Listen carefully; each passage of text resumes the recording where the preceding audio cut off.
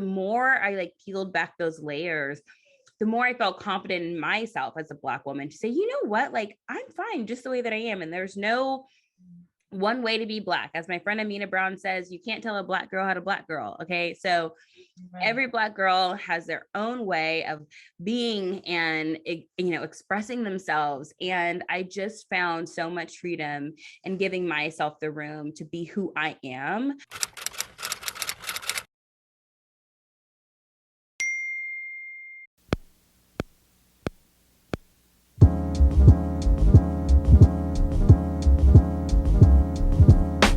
Welcome back to Girl Chat. Today we are in conversation with Faitth Brooks. Faitth is a writer, speaker, social worker, activist, and the co-host of the Melanated Faith podcast. Faitth has engaged in activism by working with nonprofits to find sustainable solutions to systemic issues, as well as being a strategist and consultant for brands and influencers across the world. Not only that, but Faitth has leveraged her speaking and social media platforms to enliven collective liberation experiences centered on the sisterhood of Black women, and she is intentional about crafting communal spaces where Black sisters can explore rest, tenderness, and softness. Yes, can we just say that again? I know you're going to love this conversation. It's full of deep breaths, aha moments, and so many opportunities for reflection. But let me stop talking. Let's get into Girl Chat. Welcome, Faitth, to the conversation. I am so excited to have you here with me today. There are so many things that I want to get in with you today, but before we even begin, can you give us single lady some hope and tell us how you met your husband? I follow you on Instagram, so I know you're a newlywed. I listened to your podcast, so I've heard a little bit of the backstory. Can you tell us how you and Marcel met?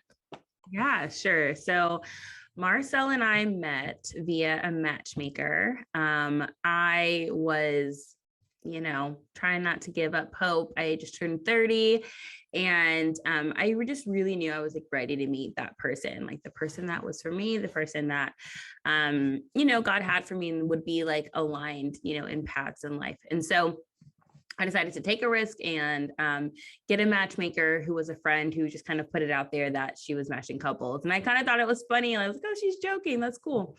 But she was really serious. Like she was starting a business. She was making this thing happen. And so she connected me with Marcel and we hit it off when she introduced us via Zoom. We dated long distance. So he was in Ohio and I was in Atlanta at the time. And so we were in a long distance relationship during the pandemic. We met like in 2020, so we're still in the heat of things. And yeah, I mean, we just never stopped talking since the day we met. And I mean, to this day, like a year and a half later, we've never not talked. So every single day I've talked to him. And so it's been a phenomenal journey. We connected so well. She matched us like perfectly. And yeah, it was the most unexpected way. If you would have asked me, how are you going to meet your husband? And somebody would have said through a matchmaker, I would have said, what? I was intrigued by it though. Like, I mean, I loved that stuff, but I just wouldn't have thought that that's the way it would have happened. So it was cool how it all unfolded. I love that. And I remember when I listened to your podcast, Melanated Faith, where you talked about how you guys met. One thing that you said that has stuck with me is how like Christian people a lot of times will say to each other, like, oh, I'm praying that you'll find your person, or I'm praying somebody, God will send you someone. And you were like, y'all need to stop praying and start sending some phone numbers. And when I heard that, I was like, that is such a word. And I've started telling people that. I'm like, I love the prayers, yes, but also let's get some action behind this thing as well. Yeah. I would tell people faith without works is dead. So I need you to put some action, some feet to your faith, make some connections. I need prayer and networking, So All right. Well, I love that. I love hearing your love story. I love that you are such an advocate for love on your page. You really celebrate, being in love, loving your husband, while also encouraging single women and men to keep hope alive. And so I really appreciate that. Okay. So we're going to be talking about identity, and you talk a lot about racial identity on your page. But can you take us back to a time where you did not feel secure in who you were? And what did God teach you in that season? And how did he lead you to be the confident woman that you are today? Yeah, I would say that I spent a lot of time as a kid and even into college not feeling super solid in my identity, especially being Black and predominantly white spaces. All the spaces weren't predominantly white, but a good amount of them were. And so in some of those spaces, it was hard to kind of feel like I was finding my sweet spot in my lane. And also just like feeling like I could be fully myself, or I didn't have to kind of conform and be what other people might have wanted of me or expected of me to be as a, young suburban Black woman, and so or a Black girl at the time. And so I just had to really kind of take it one step at a time. And I felt like with each phase of life, I got more and more confident. But during college was really kind of like this awakening time for me, because I went to a private Christian university and there were some Black people there, but there weren't a lot. And there especially were not a lot of Black women. And so that was a challenge for me, not being around a lot of other Black women and, women to be in community with. And so the few Black women that were there, we did become friends. Oh, yeah. But I did experience some racism there. And it really caused me to like ask myself some deep things about myself. Like, who am I? What's my identity? And why do I feel like I'm working so hard to try to fit in with white people? Like, why am I not, able to just like show up as my full self and celebrate who I am as a Black woman and appreciate that and love that? And it took some years of like unlearning and unearthing and peeling back. But the more I like peeled back those layers, the more I felt confident in myself as a Black woman to say, you know what, like I'm fine just the way that I am. And there's no one way to be Black. As my friend Amina Brown says, you can't tell a Black girl how to Black girl. Okay. So every Black girl has their own way of being and, expressing themselves. And I just found so much freedom in giving myself the room to be who I am without conditions, without trying to meet expectations of other people, like just showing up as me. And that took time, but it was freeing because I was no longer trying to fit into what society said I needed to be, or white Christians said that I needed to be in order to be in or fit in or be okay with, being in the in groups. And I just found myself and I got bolder the more I was able to proclaim, hey, this is who I am. I'm a Black woman. I love God. I'm passionate about these things. I'm passionate about justice. And I'm not going to stop being me. And once I like made peace with that, I feel like things continue to like unfold in such a beautiful way in my life and career from there. Wow, that is amazing. And honestly, that speaks to, I think, a part of my own identity journey that I am going on. And yeah, I know we just officially met, but I'm going to be a little bit vulnerable with you and vulnerable with the viewers. An area of my identity that I've been leaning into in this season, and I feel that God has really been working with me on and healing me in, is authenticity.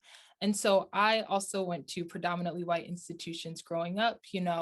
All of my social settings weren't predominantly white, but a lot of them were. And so from a very early age, I learned how to be the comfortable Black person in the room, that doesn't make people feel threatened, whatever that means. And that just got by. And it was to my own detriment. And I find myself in a lot of spaces now, and even some of my close relationships, where I don't feel like I'm fully myself. I feel like, with my Black friends and family, I'm like, oh, I'm breathing, I can exhale. But when I'm with my white friends and even people that I love, it's like I feel like I'm holding my breath.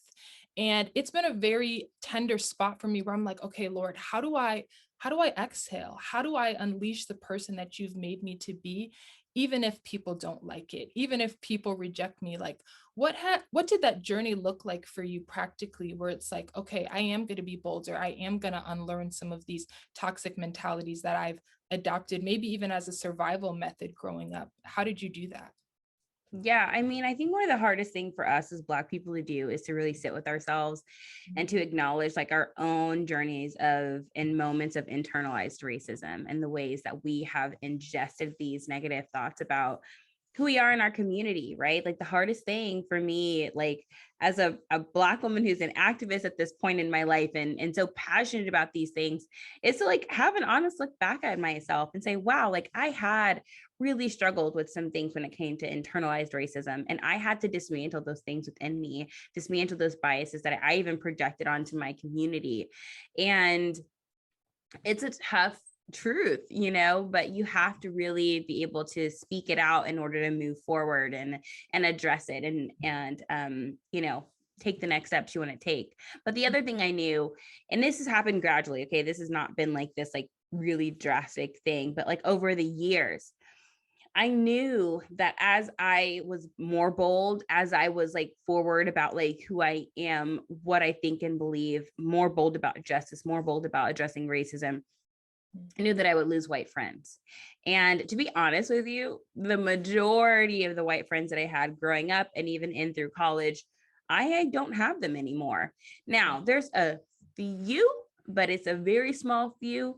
And when it comes to like people that are extremely close to me, a lot of that has shifted over the years to a lot more Black sisters that I've met. And one thing I did pray in college was to meet more Black friends and have more Black sisters to really walk with me through adulthood. And that is what I've gotten. And I promise you, for every friend that I've lost, I have gained another. And so it's one of those things where it happened really gradually for me, the social circle shift. But I found it over the time to be incredibly difficult to feel like I could only say certain things. I had to toe this kind of line. I didn't need to rock the boat. And that threshold that I had to kind of like keep peace, if you will, or try not to rock the boat or to be the palatable Black person, even if a lot of it was subconscious and I didn't realize it, but whatever threshold I had for that at that time, the me now, I cannot do that. And so I don't have the capacity for it anymore. And I don't feel like I can and should have to trade my authenticity to make white people comfortable. And I made a lot of people comfortable all the time. I made you so comfortable. And I remember saying something, and I might have written it somewhere once, but it's like, I feel like I've made you so comfortable, but it's been to your detriment. Because now when I'm talking about things that matter, when I'm talking about issues of race and how this plays out in the United States, how this plays out globally with anti-Blackness, when I'm talking about it in the church, in the big C church, you're not listening. Yes. And I think I've made you comfortable because you think, because I didn't say anything at that point in time when something happened, and the other 50 times when something happened, that means nothing exists, it's fine. No, it means that I was just not talking to you about it, but I was probably talking to somebody else about it. And and so I had to really grow and to be okay with. And sometimes this is still a struggle because there's a few friends that are left that I'm like, oh, I really love these people, but it's hard. I'm not even going to lie to you. Like, it is difficult. It's not the same. The ease that I once felt is just not the same. And so there are some other friends that I have that are white folks that get it. And it's way different, but for the friends that haven't gotten it, most of us aren't friends anymore. Yeah. Wow. Well, I love how you said, for everyone that couldn't stay along for the ride, God provided another one, because that's just what he does. He is a redeemer and a restorer. And I was also struck how you said by making people comfortable, it was to their detriment, which I completely agree. I think I've also been realizing it's been to my detriment as well, because a lot of times I suffer in silence. And so I remember giving this metaphor to my sister just a few weeks ago, where I was like, I feel like a lot of times people see me with this smile, like it's like, oh, everything seems fine, she's comfortable. And it's like that smile has like toxins in it. And those toxins are going back onto me and are hurting me in the process. And so your words really stick with me. And there's something that I'm going to process, because it is a gradual journey, a slow journey, but I think it's necessary. And I think as Christians, we are called to be honest. We are called to be the light, and that will make people uncomfortable sometimes. Jesus made people uncomfortable. Absolutely. So when we speak to identity, something that I really admire about you, I feel like you do such a good job. I kind of imagine sometimes your work in ministry like it's a table, a dinner table. and you have Black women at this table and you were like, sis, I see you, you are affirmed, you are loved, like I'm rocking with you. But I also feel like at that same table, you have pulled up a chair for white people and are like, hey, we need to have a conversation. And I'm not going to apologize for having this conversation with you, but I'm also going to do it with grace. And I am so inspired by you and admire you so much for the way that you do that. How did God lead you to this place? How did God lead you to the work that you are doing now? And what did that journey look like for you? I feel like this journey has been long standing and also just something that's been just a process over the years. You know, I learned through experience in some of those hurtful experiences in college. That kind of is really what opened my eyes and unearthed things for me. I think I kind of was like more on this idealistic view of how people thought of me as a Black woman. I didn't really think people were like, you know, ignorant, too ignorant, I should say. Like, I knew there was racism. I knew these things existed. I knew what my parents taught me. But going to school and being around people who had like never made a Black person before, like never experienced Black culture. And then I saw the microaggressions and the assumptions about who I was and like where I lived and my like everything. It was like, oh wow, this is from TV. Like a lot of these assumptions are just inaccurate. Yes. And so that really opened up my eyes to like a world of how people viewed us, about how people viewed me as a Black woman in a way that I just didn't have before, because I experienced things, I experienced those microaggressions, but it was so visceral at school. Like it was more palatable what I was experiencing. And so I honestly, from that experience, began to really process things. And I felt like it was this journey that I was on, not only with my faith, but also with like my identity and race and trying to have these conversations. And so for a little while, I would blog about it. And but before I really released any blog, I would send it to my mom and let her read it to see what she thought.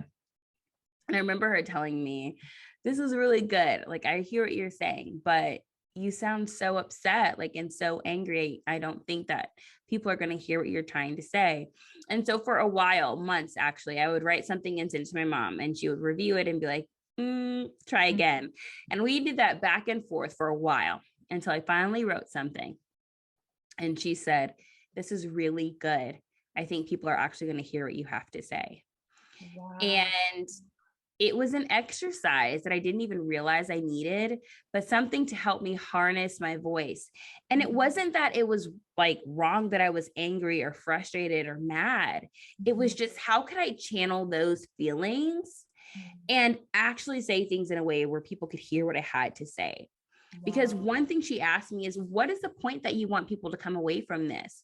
Do you want them to change? Do you want them to be impacted by this? Like, what is it you're going for? Wow. And ultimately I was like, well, I want people to be changed. Like, I want people to say, like, I've been behaving in these racist ways and I don't want to be racist anymore. Like, I want people to change. Mm-hmm. And she's like, well, if you want people to change, then you have to write it in a way where they can hear you. Wow. And so that began the journey of me writing blogs and releasing them, in my early 20s, releasing them and sharing and talking about race online and writing about it on Facebook, which is where I started, which is my blog and Facebook, writing about it there and having conversations with people, but learning to have conversations with people in a way where they could hear me, which meant that I can disagree with you. I can talk strongly about how I feel. I can even be angry. There's nothing wrong with being angry. I think we have this weird thing in Christendom where it's like, be angry and sin not, which makes people think that, oh, we can't be angry. You can be angry. It's what you can harness your emotions, of anger. It's what you do with that anger. But I really learned how to talk to people and how to talk to people in a way where they could hear me, because I wanted people to be transformed and changed. And so that started the journey of me talking about race online and doing anti-racism work and talking to white folks in groups and having small groups. And I used to work for Be the Bridge, and we did a lot of stuff with people and having conversations together with people of different ethnicities. And that is just kind of what got me into that space. And I interact with white folks all the time, every day in my DMs, and I don't mind it. Like, I don't mind it at all. There's some really great people I know and love and have come to know online. And so there is a table that I feel like I can connect with everyone. But if you're going to ask me, like, who are the people I'm going to let my hair down with and just have a good time with, it's going to be my sisters. And I finally stopped feeling bad for that, because people weren't feeling bad when there was all of them in one picture and there was nobody else to be found. So why am I feeling bad when it's all my brown sisters in one picture? So good. So so good. I am taking that with me. Okay, I want to jump somewhere else really quick, because you said let your hair down, which is so real. Your hair is so beautiful. And something that my sister and I always say is that we feel like a woman's hair usually tells a story. And I feel like this is especially true for Black women. And you recently made a decision, or a few months ago, maybe almost a year ago now, to lock your hair. Can you tell us about that journey? What led you to do that? How the process has been, etc.? yeah, so a big part of a woman's identity is her hair, especially a Black woman's. I really feel like you got to preface, especially a Black woman. Especially underline, bold. It just, there's so much that goes into it. So I decided to lock my hair because I'm not one of those people that just loves doing my hair. Like, my mom loves playing in her hair and like doing different styles, and I don't like that. I've never been that person. I'm low maintenance. And so I had been wearing braids all the time, and I was thinking like I should get locks, but then, you hear it's permanent. It's permanent, and I'm like, well, I know, but then that would get me nervous. And so for years I wanted to do it, but I was so scared because it was permanent. Well, I had not, I mean, I've been dating Marcel. We've been dating for maybe 6 or 7 months at this time, maybe longer. And I told him, I really want to get locks. And he was like, well, I was like, what are your thoughts on it? I'm going to do what I want to do, but I want to know your thoughts. And so he was like, I think it would be great. And I think you should go for it. And I wouldn't mind it if you had locks at all.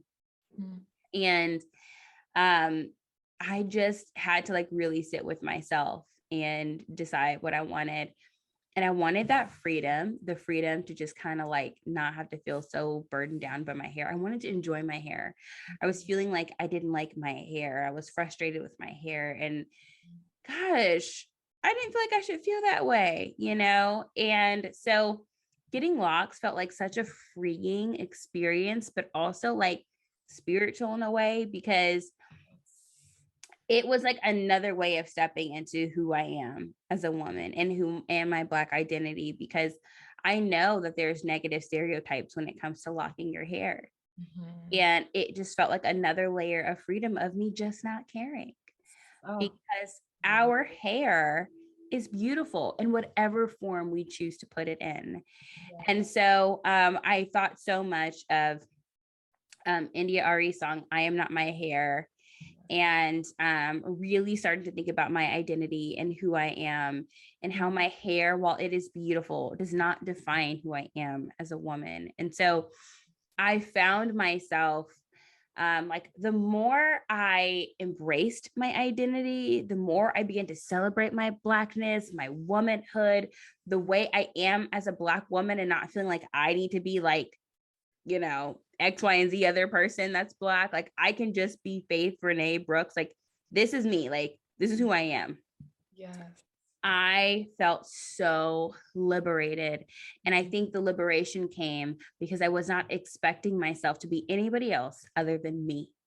And that's where the freedom came. And that's really where I feel like God, like, began to help me heal. And it's like, I get to like dance with God. I get to celebrate. I get to embrace who God has made me to be, because I'm loving myself, because I can't show up as anybody else other than who I am.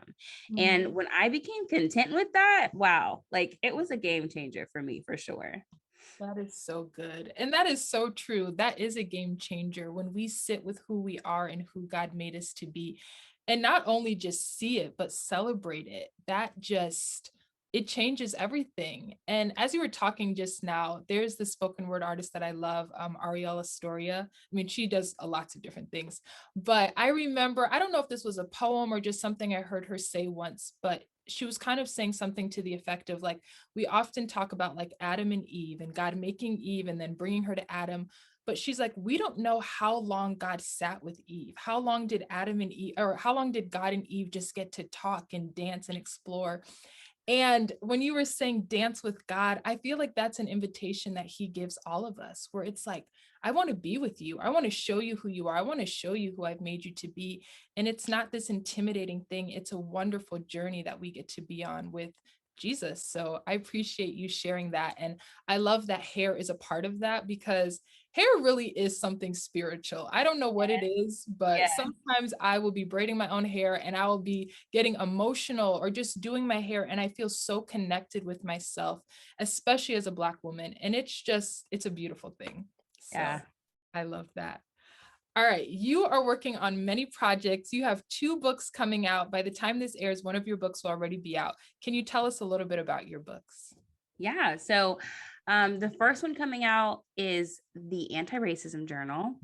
And it is a journal that's really dedicated to help white folks and non-Black people really get like down to the root of like, why do I think the way that I think, you know? And honestly, if a Black person is really struggling with internalized racism, this is probably a great journal for you too. But this is a journal really to help people process their thoughts about race and some ideas and mindsets and concepts. And what I found in talking with people is that oftentimes they really struggled really engaging with talking and having these hard conversations about race and racism because they hadn't really digested their own stuff. And so this journal is to help people digest their own things. So then when you have a conversation, hopefully you're coming with a little bit more awareness and a little bit more like, you know, self-evaluation, right? Before you can enter these conversations with other people. And the other book that I wrote, it's called Remember Me Now, a journey back to myself and a love letter to Black women. And I'm really excited about it. I poured my heart and soul into that book, and I've cried many tears writing it, and felt like giving up so many times. It is truly a labor of love. And that book's all about my life story, activism, and just really like what has, you know, transpired in my life and transformed me. And it's a love letter to my sisters. It truly is a book and an invitation for Black women to just come in and share together and commune with one another. And I write it as if hopefully we're at the table together, right? So when people read it, they can feel as if we're connecting and talking together. It is one of the like most special things I've written thus far, and I'm so excited for Black women to get it in their hands. The title alone, I feel like just says so much. And I want to thank you honestly for writing those books. As a writer myself, I know how painful and excruciating writing can be at times. And so I follow you on social media, so I've seen you talk about your writing journey, and I thank you for the words that you have put out there, because I know that they're going to be so impactful for so many people. I kind of want to close us off by asking you, I'm sure there's a woman watching this that's like, Faitth is amazing. I'm so inspired by her and her journey. But maybe she on the other side of the screen is like, I'm really struggling with my identity. I don't know who I am. Could be a Black woman, could be a white woman, could be any race. What would you say to that woman that's in that place where they're like, I don't know who I am. What do I do? Yeah, I would say to have grace for yourself. And highly likely, you actually probably do really know who you are. Think back to your childhood, think back to those places in your life where you were at those ages. It's quite possible a lot of who you are began there. And the seeds that are sown in your childhood that, you know, flourish and begin to grow into adulthood are there. I look at myself, and when I think of the confidence that I feel, the ways I've settled in, etc., man, these are some things that I possessed when I was a child. But then you go through life and you get your feelings hurt, and you get people saying mean things about you, and you get all these other negative things that kind of cloud you from what you already know. And I will even say, if you're a person of faith, like what you know in your heart and your spirit that God has called you to and who you are in Christ. And so the best thing I could say is to give yourself grace, to take some time to slow down. And if you don't know who you are, then you should get to know yourself. You should take yourself out on some dates. You should learn how to be alone. You should go to dinner by yourself, take some time at a coffee shop to just journal and read, pray, meditate, find your way of really connecting to yourself, to who you are, asking yourself hard questions. Oftentimes, we don't sit alone with ourselves enough. We spend so much time hurrying from the one thing to the next thing to the next thing that we aren't even in tune with ourselves. And I can tell you from experience, slowing down is one of the best things I've ever done, because it's caused me to know who I am even more. Because without the busyness and the noise, you can hear. And so if you don't know who you are, take some time to be still. That's my best encouragement that I can say. Be still, journal, process, pray, really start to connect with yourself. And you will find that what you're looking for, that identity you're seeking, it's there. You just might not have unlocked it yet. I love that. And that's such a good word, that the identity is there. It's just unfolding that within yourself. And I love the advice that you give. I actually want to challenge everybody listening to this, whether you are like, oh, I know who I am, or whether you're like, I don't know who I am at all. I think something we should all do within the next month is take ourselves out on a solo date and bring along a childhood photo and write a letter to ourselves, whether we're thanking that person, forgiving that person, apologizing to that person. I think you're so right. Our childhood selves reveal so much of how God made us, because there's a level of just vulnerability there, and we're carefree at that age in many ways. And so I think that we should all, this is my challenge to you, take yourself out on a solo date, bring a childhood photo, and write a letter to that little person, and let them know what you think and hear from them too. All right, Faith. How can we follow you? How can we keep up with your work? How can we stay inspired by what you're doing?